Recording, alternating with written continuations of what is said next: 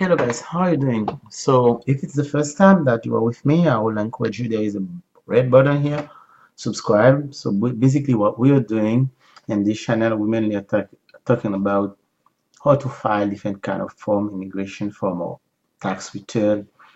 We give some tips on Facebook, WhatsApp.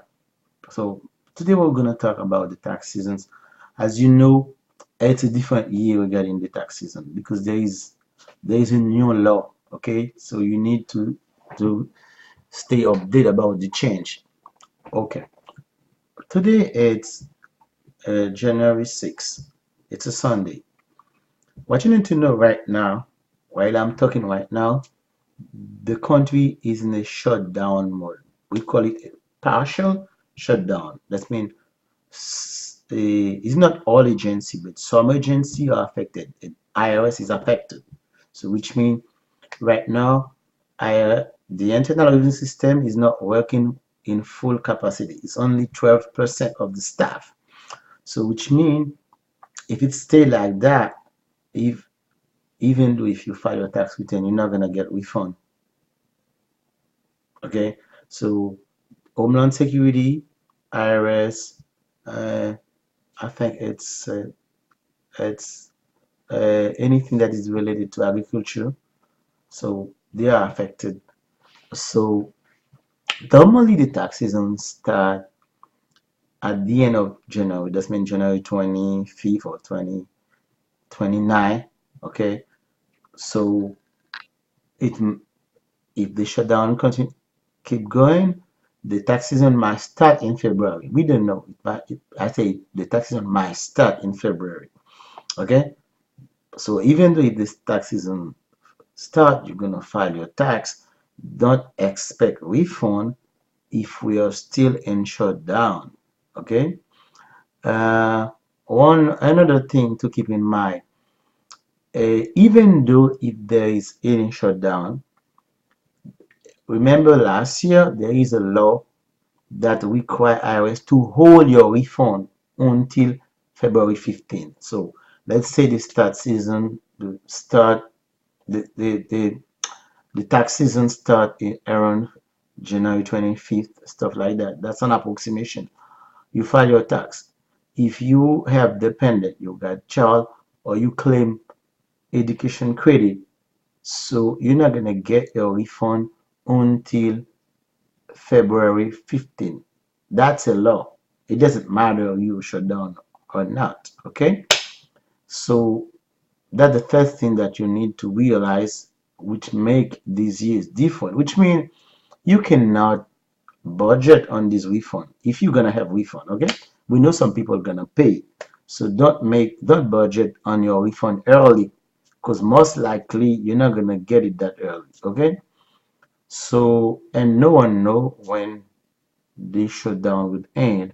Besides, the president stated clearly he might keep the government closed, the shutdown for a month, even year. Even that's crazy for some people, especially that are working, they are not getting paid. So it's really crazy for those people. How are they gonna live? We don't know. But okay, let's move on. Well, let's talk about the change that you need to realize for this particular season.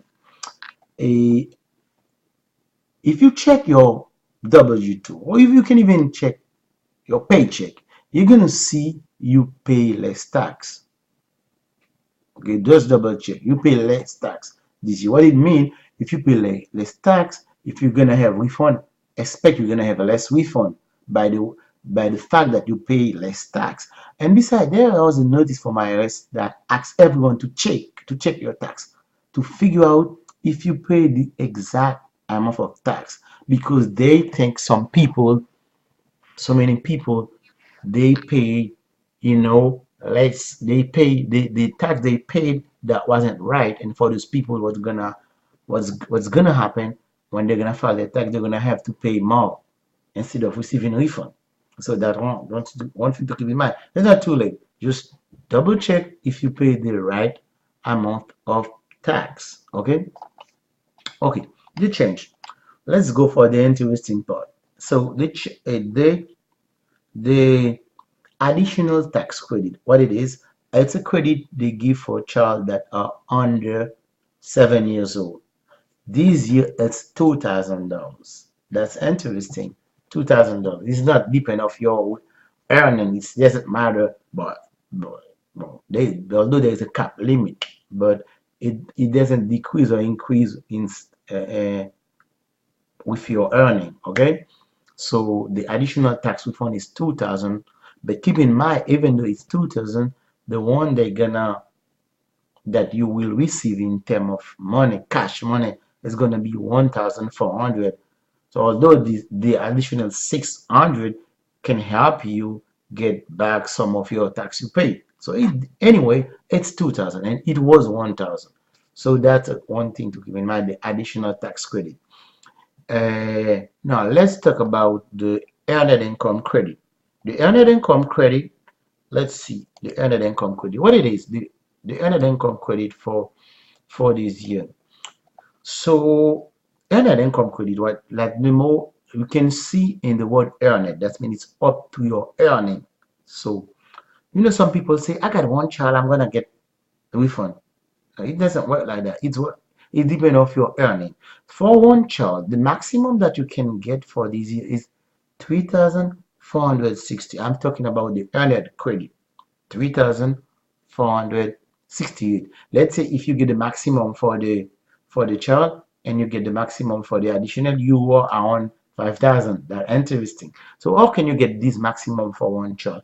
Your income need to be, I'm talking about single or head of household, your income need to be between 2,000, 10,000, excuse me, 10,200 and 18,700 to get the maximum, which means if you get more than 18,700, you're gonna get less. That means it might be 3,000 or 3,100, it might be 2,000. So as long as you are in this margin, I'm talking about 10,200, 18,700, you cannot get this maximum, which is 3,468. Okay, so if you if you below, you're gonna have a less than that. If you above the 18,700, you're still gonna get less than this one. It's gonna decrease, and once you reach 40,000, I'm talking about a single or head of household. Once you reach 40,400, it's zero. That mean it's phased out. You don't get anything from the 3,400 for your child. It's zero. I'm talking about once you get, that means if you are head of household or single and your income is more than 40,400 or two, you don't get anything. It's zero. I'm sorry, but you're still gonna get some from the additional tax credit. Okay, so and for married filing jointly, these phase out on 24. No, it's phased out on 46. If you're married filing jointly, your income is 46,102. So you don't have anything from from the earned income credit. So you can see the number for two child. The maximum is 500, 5,000, excuse me, 728. That's the maximum for that. Imagine let's say you have like two child, you get this one and you get the maximum for the two. For the additional, it's 4,000 plus 5,000, so you are in 9,000. That's good, right? So let's be clear, the 2,000 additional tax credit, uh, it's 1,400. It can be less than that. Let's say you pay your tax, you can still have the 2,000 if you pay your tax. Okay, if you pay the tax. So that's the way it is, guy. So for the earned income credit. So let's go back for the change. Okay, I was talking about the child tax credit and the additional tax credit. Okay, so there is another credit for dependent. That means this is for dependent that is not 17 years old. Let's say if you have your grandpa or your auntie you taking care, this year you're gonna get, you can have up to 500 if you're taking care of your grandpa, or child a that is not qualified for the child tax credit. That's a good news. People that are taking grandma, grandpa, or auntie, you got 500 available for these other dependent. Good news, guy, for you. But there is some bad news too, guys. Guess what? The deductions that so many mainly single people use, deductions, that means moving expensive is no longer deductible. You cannot deduct. You know why they use deductions? Many people that have higher income, they were allowed to use moving expensive.